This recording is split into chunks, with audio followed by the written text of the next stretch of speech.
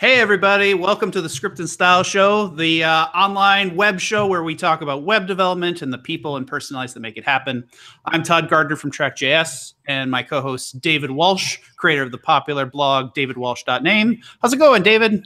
It's going good, man. Work at Mozilla has been really good. I've been, again, as people know, working and talking about the debugger constantly. And so I thought to myself, why don't I force my teammate to come on the show and vouch that good things are happening? So this week, I invited Jason. Oh no, it was a trap. It was a trap. No! He's going to blame you for everything that has gone wrong. Sure. That's why I'm on the show. Listen, it's the same thing at home, so it's nothing new. It's been a month. I have to break it to you. No, I thought it would be really fun to talk about JavaScript debugging. Last week we took some Q&A and we had some really good questions about JavaScript and what people should know. And people tend to focus on language features, but how to use your tools is a really good, skill. So I brought Jason on to talk about the debugger and debugging in general. I thought that'd be fun. Yeah, that sounds great. So, Jason, you and I have never actually met before. So why don't you kind of introduce yourself and tell us all a little bit about who you are and what you do and what you work on? Sure. So I joined Mozilla about 2 years ago, which was around the time that, well, David will know this, Firefox OS was winding down and the focus on the desktop was winding up. And I knew I wanted to work at the time on a debugger. I just love tools in general. And Mozilla was the perfect culture. So I was thrilled to join. Wait a second. So out of all of the things you could have worked on, you wanted to work on when things break. I actually don't like the term debugger. I like development environment. But that's on the roadmap. Good answer. Good answer.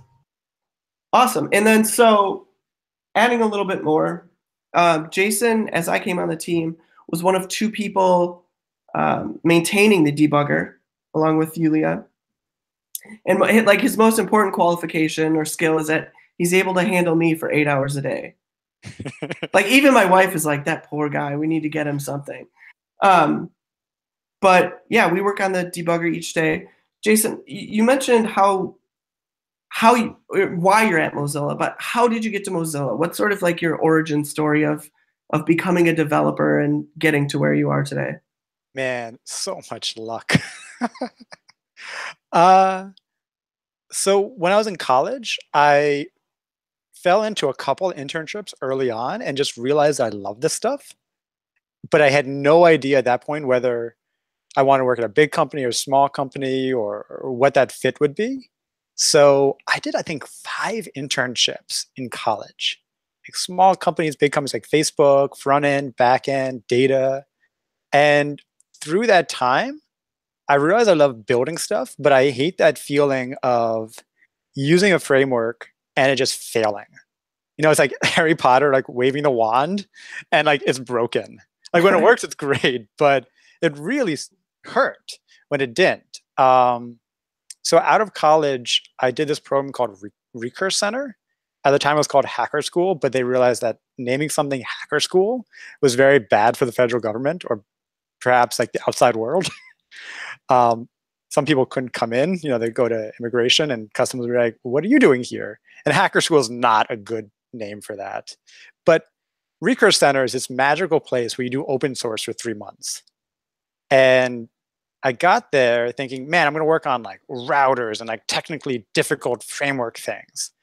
And I found myself in a really welcoming community on the Ruby REPL Pry, hacking on Pry's autocomplete and just amazing language tools, and realized that A, open source is about people and working with cool people doing cool stuff, and B, that like as a Ruby developer, I could work on the Ruby REPL.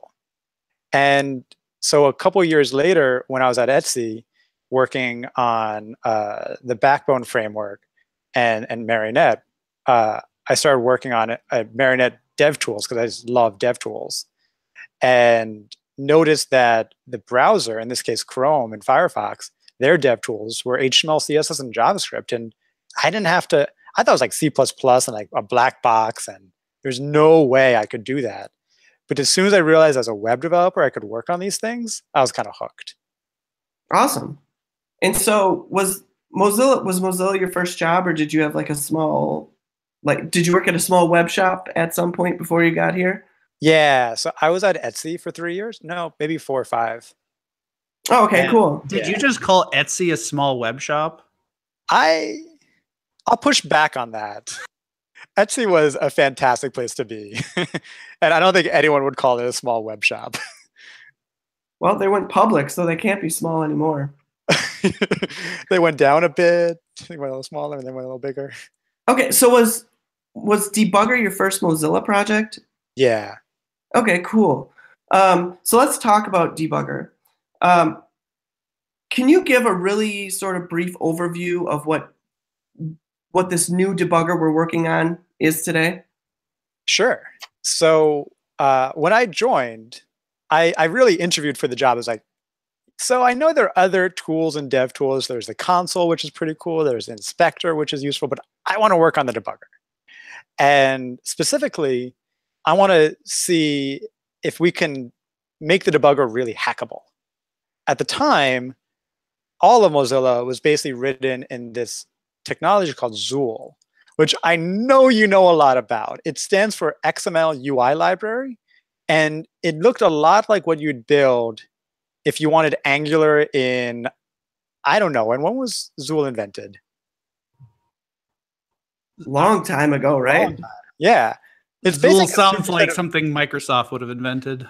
Oh no, it's totally like a Mozilla, you know. I just mean like an XML defined mechanism of like organizing a UI that, to me, it's bringing up all kinds of horrors of like XAML and WPF from a .NET background. But the branding was so Mozilla. And of course, like if you're building a browser, why not invent a million components with different tags and define them with like C++ and injected JavaScript? The only gotcha is we have no concept of how to work on a massive component library across add-ons, run these components outside of the browser pane, and we're now tied to components no one wants to touch and can only run if you build Firefox. Ergo, not hackable. Yeah, and if you're building Firefox the first time, it's going to take you 40 minutes to get that thing built, right? So the development environment for working on these Zool add-ons has always been not in any way enjoyable. Yeah. So the timing was really good because the reason why the team had this infrastructure was it worked really well for many, many years. And a lot of people were working on Firefox OS, and this gave us some cross browser compatibility. And with Firefox OS winding down, we had the mandate to focus on the desktop. And we knew that we wanted to go off of Zool. So we had this huge need to leave Zool, and then a big question of like what we wanted to do. And James Long was on the team pushing for React. He'd been pushing for React for years. He was part of the React ecosystem, written fabulous blog posts on the power of the React component model. And he added a couple places React components that people liked. So we just decided, you know what, let's go to GitHub. Let's do an experiment of what a brand new debugger would look like, a whole new UI, bring from the top down or bottom up in React. And within 3 months, we had a UI that looked pretty good. It kind of had like a Craigslist feel. It was very minimal, but like it worked. And we showed it to the team, and they said, "Yeah, ship it." And then it took another 1.5 years to ship, but it's been a blast. So were you working full time in that 3 months on this UI, or is it something that you were doing on the side? No, I was really lucky. I had 1 or 2 bugs in the old debugger, which took me a really long time. And then a month later, they're like, you know, maybe you should work with James on this new one. So we started with like an HTML tag, a div. The editor wasn't CodeMirror. It was a pre-tag. Okay. And we just went from there. One of my favorite quotes, Todd, at Mozilla is that everything cool that's come out of Mozilla started with somebody lying to their manager about what they were doing. And I needed to figure out if this was one of those things. That's pretty much most development projects. I don't think that's limited to Mozilla. But all right, let me ask you this. So I'm a little bit naive on the internal workings of Mozilla. So can you tell me what exactly, like, what is the scope of debugger HTML? Like, as a user, like the user being a developer who's working on top of Firefox, where are the boundaries of debugger.html? When am I using that? Okay. So when you go to the debugger tab, everything you see is debugger HTML. The whole tab. The whole tab, the whole pane. Okay. Yeah. And the way we think about it is, like most web apps, there's a UI and then there's a server. There's a client and a server. The server is actually also written in JavaScript, but privileged JavaScript. And that is not part of debugger HTML. That's still in Firefox. So what is running my code? Let's say I have a really simple bit of JavaScript that's running and I want to attach the debugger to it. Can you, like, how does that work? Yeah. I have a really simple script. All it does is say alert, hi mom, and that's all it does. Like, if I open up the debugger HTML on it, what is actually running my code? That's a great question. So first of all, when we went to GitHub, we also said, you know what, we want to run debugger HTML as a tab, like a web page. We're building it with Webpack, Webpack development server. It's going to run on localhost 8000. It's not going to be part of the Firefox build system. And the brilliance of this is that we can refresh and see changes, and it's totally separated from Firefox. So the way this works is that Firefox has an API that has commands like add breakpoint or events like new source, paused. And so the debugger HTML project can talk over this API and have no knowledge of the internals of the browser. Now, the server, on the other hand, is really, really interesting, and it has internals and hooks into the browser, and we can talk about that. But for the simple purpose of like work on debugger HTML, it can run anywhere and connect remotely, which means it can also connect to Chrome and connect to Node, or even debug like your phone, which is a huge part of the vision. Like, we want to build a universal JavaScript debugger. Debugging mobile devices continues to be a giant pain, having done that a few times. For sure. So we've only been doing that for like 10 years, though, Todd. We've only not fixed this for 10 years. Yeah, like occasionally I'll mention how broken it is, and somebody will tell me, "Oh, but it's going to be fixed in this next beta version of whatever," and I'm like, "It's still not." Like, no. There's actually a huge subset of our customers who just use Track.js to debug mobile clients.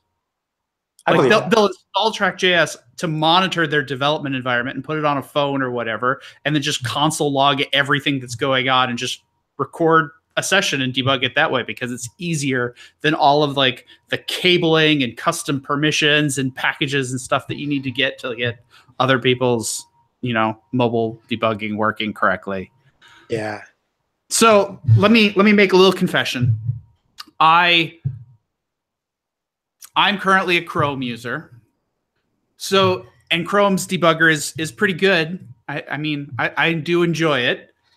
How is what you were trying to do with the Firefox debugger different than what Chrome is doing? Like, are you both running after the same goal, or are you trying to do something different than what they're doing?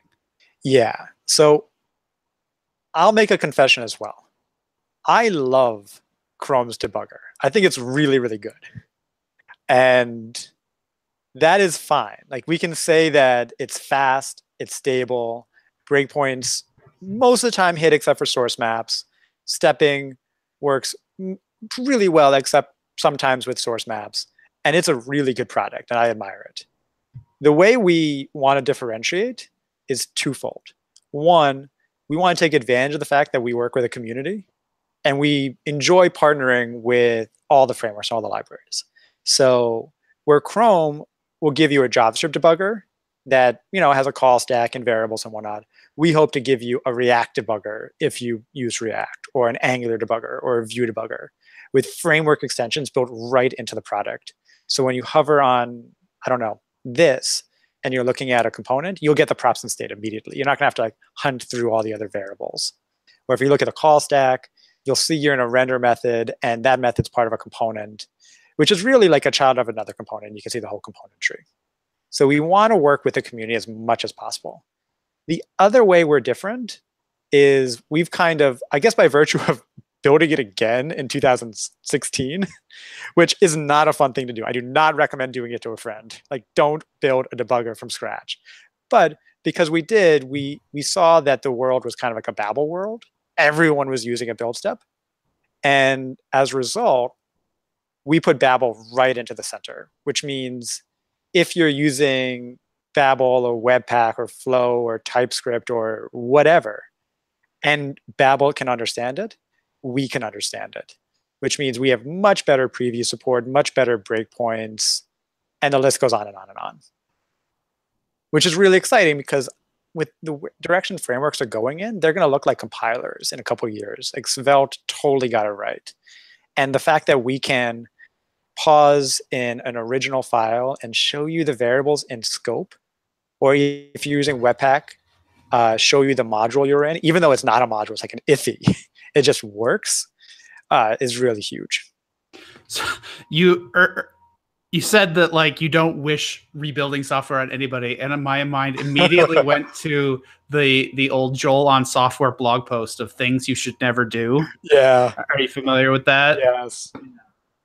So why was it the right decision in your case to rebuild the debugger? So I'm not sure that it was. Like, we probably had an incremental path forward, and that probably would have been, I don't know, better for my health, to say the least. But we had a couple advantages. I think starting from scratch meant from day one, the debugger was hackable. Like, we were there, like, building it out really quickly and having a lot of fun. And sometimes if you're taking one piece out and putting another piece in, and you're not quite happy with your development environment, it's really hard to change the development environment until you're done. So like from day one, we were having fun, and that's cool. And then I think the other reason why it was really important for us to do it was, and this is just an admission of where we're at, James Long, who's a really good engineer, set out to take our source list, which, you know, in 2016 could have thousands of files because of all the node modules, and make it a tree. And he couldn't. Like, he couldn't build that component in the existing world because it was too slow to debug it, develop it, and then move things around. So we just at some point declared bankruptcy, and it kind of sucked to do that. But at some point you just say, you know what, it's better to start from scratch and be proud of each piece and build it up. Yeah. In the blog post that we've referenced, I'll put it in the show notes. One of the examples they talk about is like a bug that you discover, like you're rebuilding the features and you think, oh, this is a bug. But it turns out it was actually an important piece of business logic or an important piece of logic that like just nobody fully understood. And now that bug is just expected behavior. Yeah. Do you have any good examples of when that's happened, rebuilding the debugger? Where people want the thing even though it's broken? Is that kind of it? Yeah, like the broken behavior is what it needs to do. Like you come back in and you're ready to rebuild it, and you're going to refactor it, and it's going to be better and faster and cheaper and stronger and all those great things. And slowly you come to discover that the way it was, that some weird way that some component was built is the way it has to be due to, you know, customer expectations or whatever. Oh man, I'm going to try to keep this short. Oh, story time. So the debugger in many ways is really simple because we receive events from the server, like sources, and we show them in the list. And if we want to show you a single source, we fetch the content, we show it in the editor. And when we pause, we get the pause data and we can visualize it in the debugger. You can think of it as like the perfect app for React because it's really functional. We get the data we need and we show it. A lot of problems happen with timing. And if you have watch expressions and you can pause in a watch expression, and there are 3 other watch expressions, what do you do in those situations? If you have a conditional breakpoint and the conditional breakpoint throws an exception, does that cause issues? And what's the correct behavior in those cases? In some places with watch expressions, we choose not to even show the error because it's like a reference error, a type error, and like it's not useful. So like, what do we hide? What do we show? Getters, oh man, those things are weird. Do we evaluate those? Do we not evaluate those? Preview has been really interesting. Like Chrome's approach for like when you pause and hover on a variable is to ask CodeMirror for like, what's the token you're looking at? Oh, okay, like you're looking at foo. Okay, I'll evaluate foo in the background and like show a pop-up. And if foo is a member of this, so it's like this.foo, like, all right, I'll go 1 token over to the left and like get this and evaluate this.foo. From the beginning, Firefox decided to use a parser and the AST. So like the parser reads the file and creates a tree of the code. And then we just like look in the tree and I'm like, oh yeah, you're looking at like the foo literal or the foo property. And foo's parent is an expression. So we'll get like this.foo.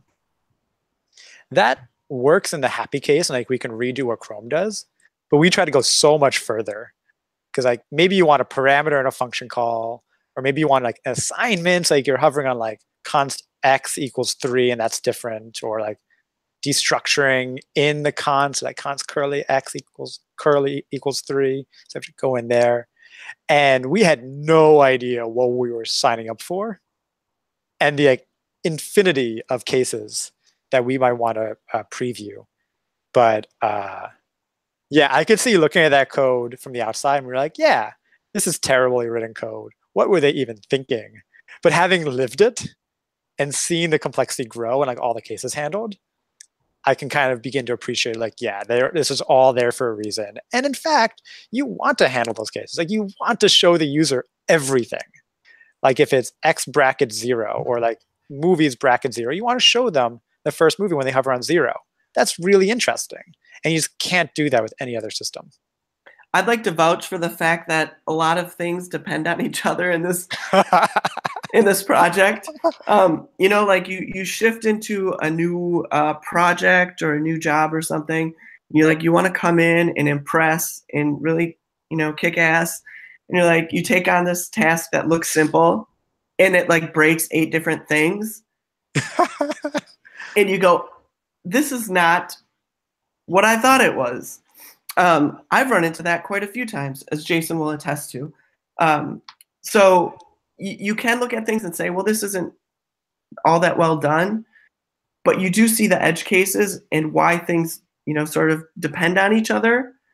And you need to keep that stuff in mind when you're working on the debugger right now. What are some cases for you where you looked at something like, this is terrible, and then you like came to appreciate by reading the tests or something or looking at those things and you're like, yeah, no, this has some meaning. You mentioned the sources tree earlier. Yeah. The sources tree is something where I have either seen issues or filed issues that I want to fix that I'm like, oh, this should be pretty easy. And it's most definitely not easy. I mean, the sources tree doesn't sort of work like a normal React component, right? And there's a lot of shuffling going on, and it's difficult. It's hard to work around stuff like that. But again, it's just sort of part of the onboarding process. And as I learn more, or as contributors learn more, it's something that they'll be able to dive into and improve. Yeah. Speaking of, like, one of the things I was most impressed about when it came to Debugger HTML was the community that you guys have built around it. I, as a Mozilla employee, was happy to contribute, right? But that's only because I sort of learned about it through going to the Mozilla All Hands and talking to people. But when I joined the team, I couldn't believe how big your greater team was. Just there was you 2 maintainers, but you've created a steady group of contributors that are really making a difference. Like, how did you do that? Why did you do that? What led you to do that? So the first thing is we got incredibly lucky. There are so many people who want to contribute to Firefox and are just looking for how they can get started. And that's a testament to Firefox's history, Netscape open sourcing the code, Mozilla maintaining that brand, maintaining the interest in open source, and the fact that so much of Mozilla is so hard to contribute to. Like, oh yeah, no, I'm not going to work on like a video codec. No, I'm not going to work on like WebRTC. I might try, but no, it's really difficult. So when we started working on a project in GitHub that was React, it checked off a lot of boxes for people. And people began knocking on our door, opening PRs within the first month or two. And some of those people are here now. So Wellington, who's fantastic at mentoring and just a great team member, he started, I want to say in August, and the project started in April. So he was there pretty early. Bomsley, who's fantastic and just does some of the most technical pieces and a fantastic mentor and kind guy. He started in November, and he got syntax highlighting working with CodeMirror for searches. So like when you do a Command F and like shows you like this is your match, he drew that box. And I don't understand that code to this day. It was just like blind faith. Like this guy seems smart. And he had worked on the debugger 4 years ago, doing crazy pretty printing stuff, but kind of fell off the bandwagon because life gets in the way and things have been difficult. And then with this project, it's so easy to pick it up, git clone, npm install, npm start, and just start running that he came back and he's been active ever since. And I guess for me personally, I remember trying to work on Chrome Dev Tools and Firefox Dev Tools as a contributor on the other side, and just wanting to get involved and knowing how much that meant to me, right? And be able to pass that forward and see other people do what I couldn't do on the other side means a lot. Like I remember my first contribution to Firefox Dev Tools as an employee took me 2 weeks, and it was when you added a conditional breakpoint, then edited the context menu would still say add conditional breakpoint. So edit. It's like, no, it should say edit because you already have something. Right. But it took me 2 weeks to get that right. 2 weeks to change a context menu. And then a year later, we had that feature in the new debugger, and someone came in as their first contribution and fixed that exact same bug. Like, you'd have thought that like when we did it the first time, we were like, no, we should change this. But I missed it because like you missed this stuff. Right. And someone came in as their first contribution and said, hey, can I work on this? And then within an hour, it was done. And that blew my mind. Just the fact that someone can get in and do it. Yeah, that's one of the really rewarding parts of working at Mozilla, right? Is that it's, for most of us, it's some of our time is baked in helping people, especially on this team, right? And it's super rewarding to hear. So like, for example, a couple of years ago, I did Google Summer of Code. Oh, yeah. And I got a email like 3 months after the project was over, saying, that they're working with me on stuff at Mozilla, help them get a job at Microsoft, for example. Wow. And like that's like really, you really make a difference in people's lives. And we're super lucky that at Mozilla we get the opportunity to do that. Yeah. I going into the job, I was really excited to work on the debugger. A year or two later, when I think about what's been most satisfying, it's those stories. It's been able to see someone who really should have been a senior engineer, but she wasn't being recognized by her manager, get that recognition and get that position. Or someone who wasn't sure if they wanted to be an engineer, have some early experiences here, and then go into engineering. There's this one core team member who is making the transition from being a language teacher. He lives in Poland. He knows like 5 or 7 languages. Amazing guy. Decided to get involved in the project as his first open source project for Hacktoberfest. And he's taught himself React and Redux and Flow and so many other things through the project, and is now looking for a job. And it's really nice to reflect on having that kind of impact. But the other reason why I think the community was so strong was because of how badly we needed them. You know how I said, like, don't build a debugger from scratch, like just don't do it? We couldn't have done it without them. Like from the beginning, every feature you look at, from like breakpoints in the gutter to conditional breakpoints to the breakpoint list, variables, the source tree, all of it was built by the community. I was there kind of like helping, adding some context, fixing some bugs, and then just like cheerleading them, because there's no way the two of us could have ever done it without. I think we've had over 250 people contribute. And last night I was talking to somebody who was like, that's a lot of hours. It's a lot of time, and that's a lot of passion. And what's nice is so many of them stay with us. That's what's really cool. Yeah. Shifting gears a bit, one of the things that I've heard you say in our meetings is that debugging is hard. It's too hard. Why do you say that debugging is so difficult? So I think it's really hard to, on a personal level, see people struggle. So in many ways, like we have like fantastic jobs. Like we can just, show up to work every day and like hack on cool problems. It's like playing video games. But on the other hand, you see people on the team say, oh yeah, I'll have this done in a couple hours. This should be easy. And that becomes days. And they feel bad because they made a commitment. They said, this will be done and I can help you with this other thing. And they can't do it. Todd, Jason's talking about me right now. He's trying not to call that out. Well, this has only happened once, this one time. Yeah, this one time. Yeah. This one time every day. Or, even worse, like you're just trying to learn how to program and you feel so stupid because React was easy to set up. You got that first, UI with the H1, and then you can't do that thing for the life of you. And you like stay up all night and you're trying, and it just makes you miserable. And I guess that's even why I went to Recurse Center in the first place. It was like, why is it so much fun when it's fun and so bad when it's not? And how can we solve that? So like more importantly than like any one feature, like, oh, it's hard to do async or it's hard to whatever. It's just like that feeling. Okay. You're trying to solve that feeling. Yeah. That's ambitious. I always just thought that was, that's part of the thing. Like no framework, no tool, no language does 100% of what you're ever going to need to, right? Like I always felt like as soon as you hit that feeling, you've hit the boundary of that framework. Great. Now we're on to the 20% that is going to be super hard, but all of the unique parts of the app. Yeah. And I think there's a legitimate argument that any language that's built or any framework that's built will, if it's successful, move the ball forward. And then we'll get to that frontier and we'll find the next thing. And I guess what I'm interested in is like, what's that frontier and how do we help people visualize what's going on? Because like a great big red banner of like, you've hit the frontier. Oh, no. Life is going to be bad now.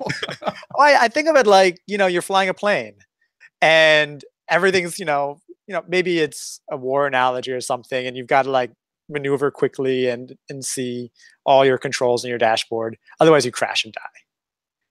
And we don't really have that dashboard right now. Apps are really complicated. Things are flying around in parallel.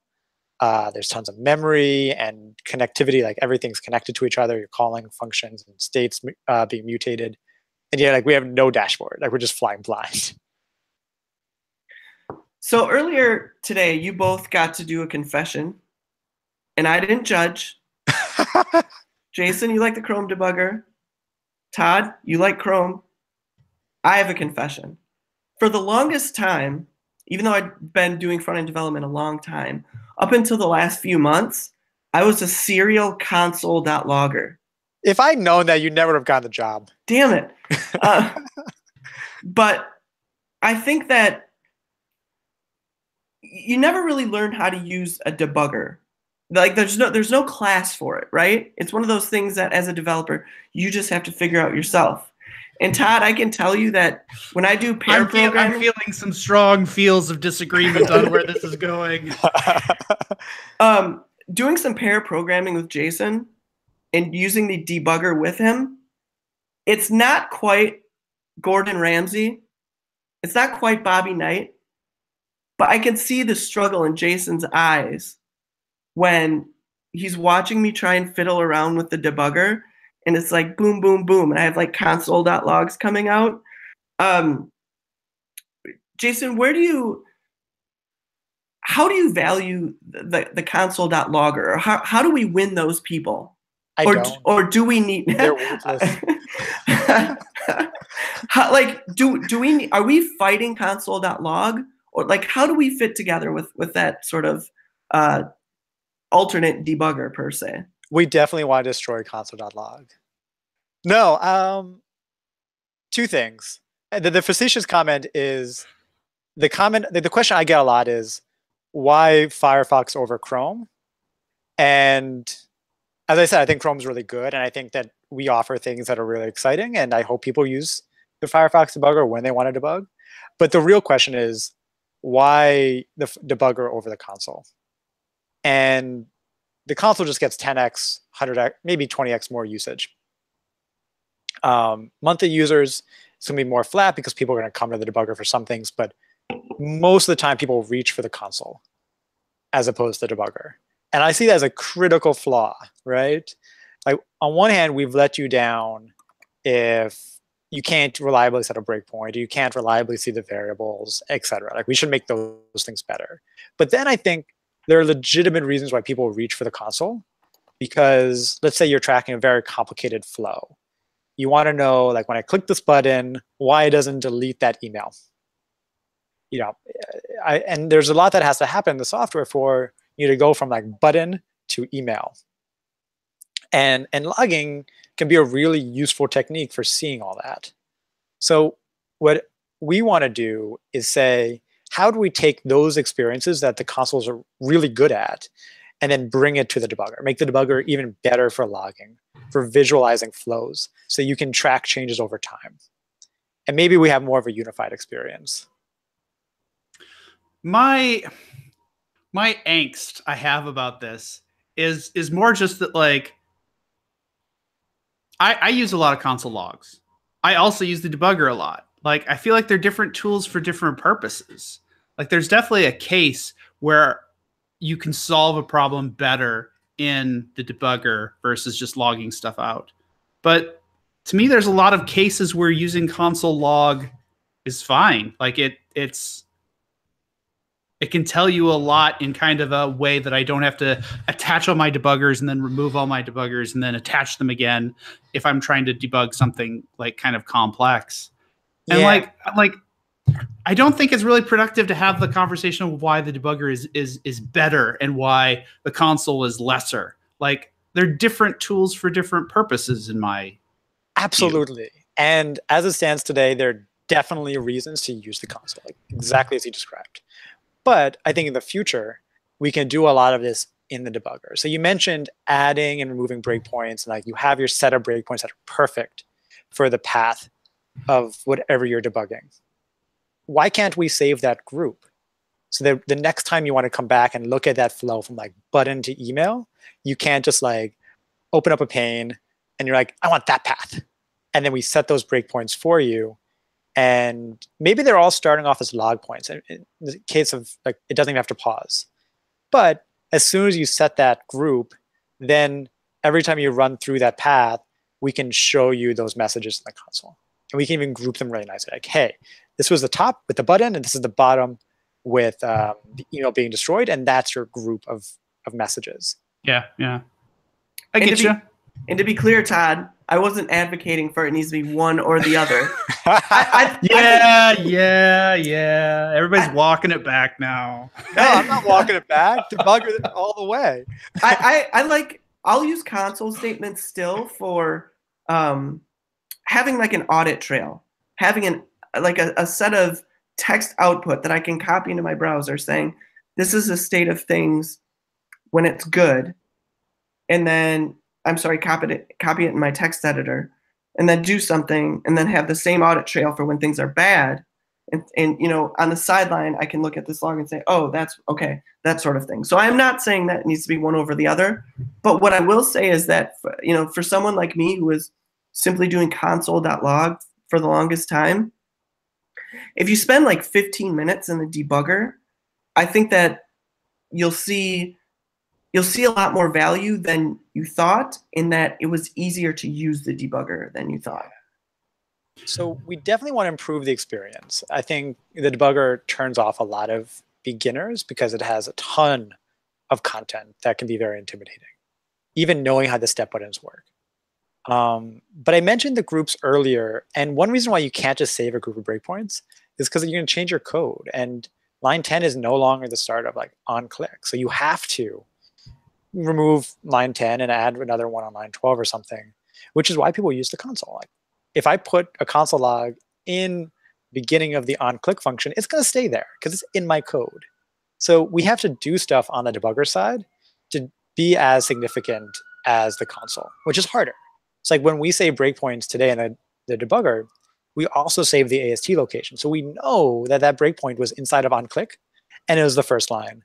So when you change your code and you come back, we move it for you so we can, try to be as good as the console and preserve those breakpoints. That's impressive. It's fun. Yeah. All right. Impressed. So there's one other thing about how we, on the mission to destroy the console, which I completely mean facetiously, but I think is exciting. So we've been working on RR, which stands for record and replay, for the past 5 years. And first RR landed in C++, so you could record execution and then go back and see what happened at each point. And now we're doing the same thing for the browser, which means you can click that button and then run through to the end, the email is deleted or it's not deleted, and then say, hey, I want to go back to onClick. And you'll see exactly the values in that onClick function. And then you can go forward to the next function and see exactly the values. Or you say, you know what? I want to go to the end and see that email being deleted. And you can see those things. Then you can jump to the beginning and go up and down. And at that point, you don't need to add your console logs or your breakpoints. You just use the application as you'd otherwise use it. And then the debugger can show you anything at any point in time. More convergence. I like that. So let me back up for a second. So I want to tell you a little story and then ask you a question based off of that. So my first browser that I used as far as software development was Firefox. But at the time, Firefox Dev Tools were, I don't even know if they really existed because everybody just used Firebug, right? It was this extension you'd put in there and like it did everything. What happened to Firebug? Like where did it go? Did it become the dev, like, because the dev tools like really started taking off when Firebug went away? What is there, like, did you hire the Firebug people and Yes. that became dev tools? Is that how that worked? So my manager now maintained Firebug for 8 years. He's amazing. And he maintained the community, he maintained the product, and Firebug has features, well, had features when it was shut down, we can get to that we still don't have in Chrome DevTools or Firefox DevTools. So he's seen it all. And Firebug has done tremendous stuff for the community. I definitely felt a little bit of a loss when I switched to Chrome DevTools from Firebug. It was like, it's not as good in, a couple of interesting ways. Yeah. So Firebug had the disadvantage of being an extension from the beginning. I mean, it had the advantage of not being tied to the Firefox build system and a bunch of other things that would make development harder. But by being an extension without the proper APIs, they had to resort to kind of hacky solutions. So it was never going to be the long-term solution as it was built in a performant way. But they did prove some amazing developer experience. Like they invented the browser console and the inspector. Like they were the first ones to it. And they had DOM breakpoints early on. They had, I think they had watch points, which is a feature that we still don't have in any debugger today, where you say, you know what? I want to break when that variable changes. Just watch that variable and stop when that changes, which is huge. Like how many times you get undefined and you want to know, like, well, when did that thing become undefined? It used to have that object. They could do that. So around 2012, we realized, this Chrome DevTools thing is really doing well. They have like an army of people building DevTools into the browser with like the proper architecture. And there's no way Firebug as it stands can really keep up. Like for one, it was largely community with one full-time maintainer. And the other is it was an extension. So Mozilla spun up a separate DevTools team and started working on an in-browser API set that would work, and gave a lot of those APIs to Firebug to make Firebug better. But the two projects kind of went in tandem until I want to say last year with Firefox Quantum, when they decided, we've really got to make these add-ons really fast, and we can't maintain all these old extension APIs. So at that point, they had to make the hard decision and say, you know what, if you're using Firebug, come over to Dev Tools, and we'll try our best to maintain parity.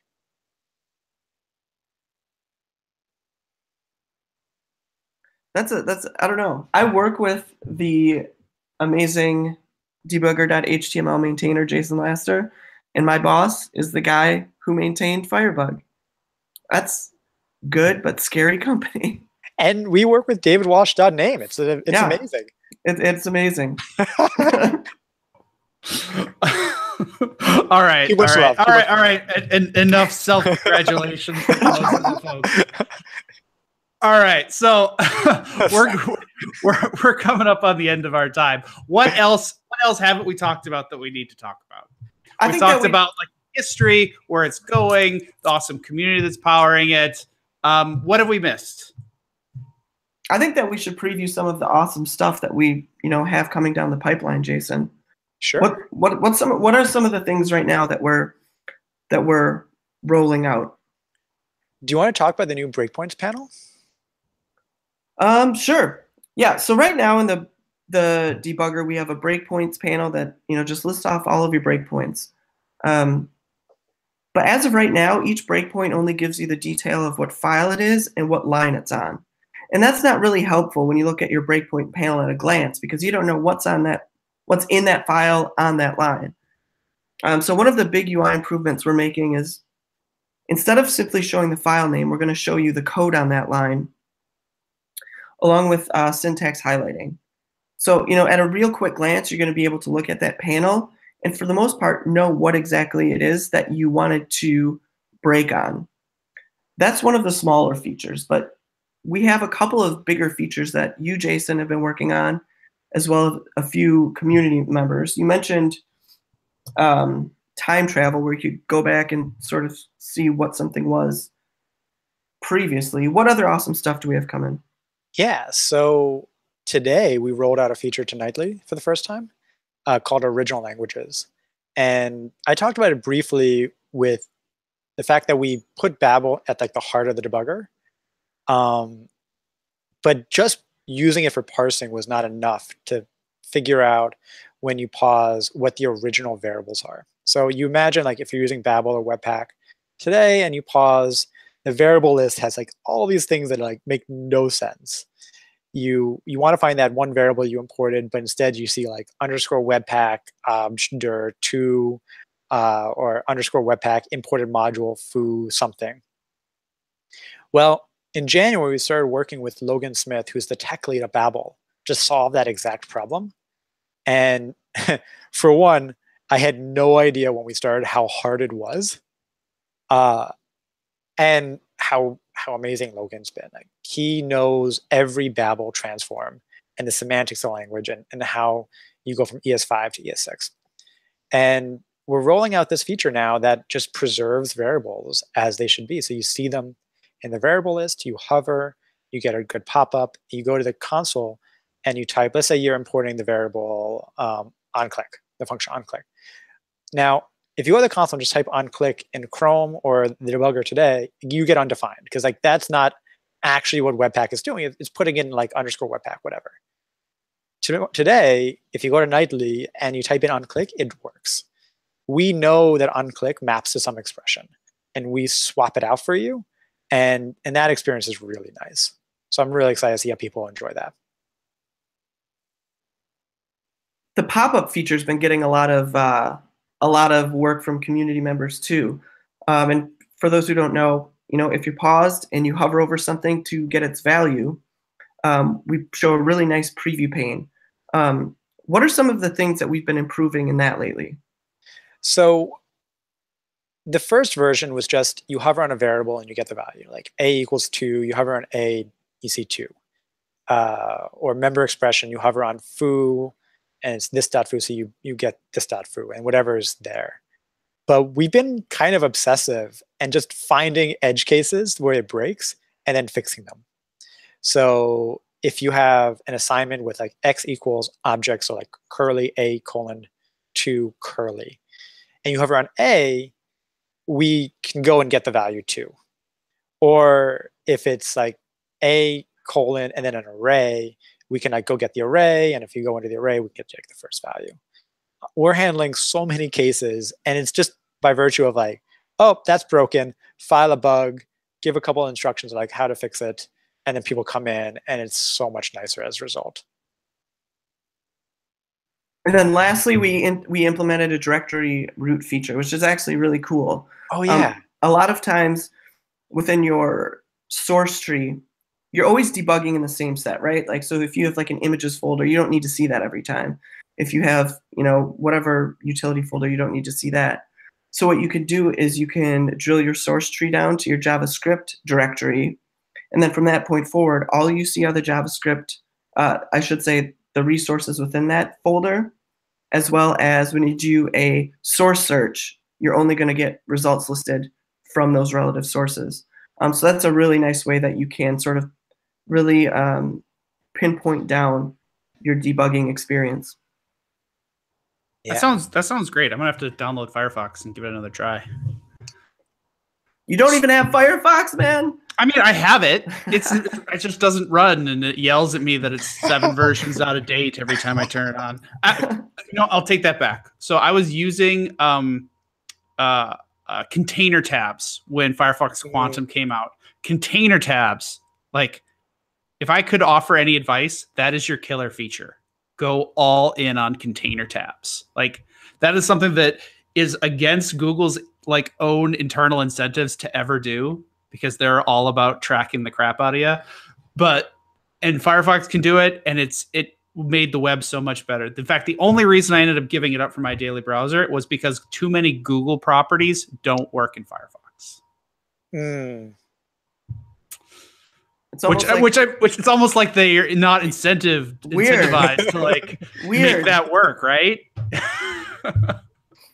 All right. Well, we've been going for about 55 minutes, so it's probably time to wrap it up. At the end of every show, we do a core takeaway of what we picked out of the show. My biggest takeaway, or I guess the little tidbit that I think was really cool, is I have always had a very fond place in my heart for Firebug. I learned a lot of my core lessons about web development using Firebug, and I'm very tickled that the people behind Firebug still live on at Firefox doing their thing. That's really cool. What about you, David? My biggest takeaway is sort of the reminder of how important contributors are to an open source project. It's sort of amazing that we have this really awesome debugger that's only ever had, like a maximum of 2 core engineers maintaining it at a time. And all of these other awesome features came from the community. I mean, I'm sure almost every Mozilla project could say that same thing, but without contributors, we'd be nowhere. And it's really awesome to sign in the morning and say, oh, half my day is going to be evaluating pull requests that I didn't do or that we didn't do, but someone out there was super excited about what we were doing and wanted to chip in. It's something that I've known, but it's always awesome to get that reminder. How about you, Jason? What do you take away from today? That you are a console user. No. My confession gets pointed out, but I ignore all of yours. Yeah, I confess that I love Chrome, and one of the jokes, for me at least, is as we've been working on this product, I'd go back and forth between, oh yeah, I'm still a Chrome user. Oh no, I really like this product that we're building. Okay, I'm back to Firefox. No, it's not doing this thing. I'm back to Chrome. And I think I'm now like 3 months running on Firefox and really enjoying it, so that's good. I think I'll echo what you were saying, which is just how impactful Wellington and Bomsley joining in the early days has been. The fact that they've had such an impact mentoring and growing the team. We now have, I think, 7 or 8 people on the team who've helped, and how much fun it is to wake up and just be like, you know what, I get to work with these guys every day. Like it's gonna be really great. That's awesome. Well, thank you so much for coming on the show. I think we had a good show today.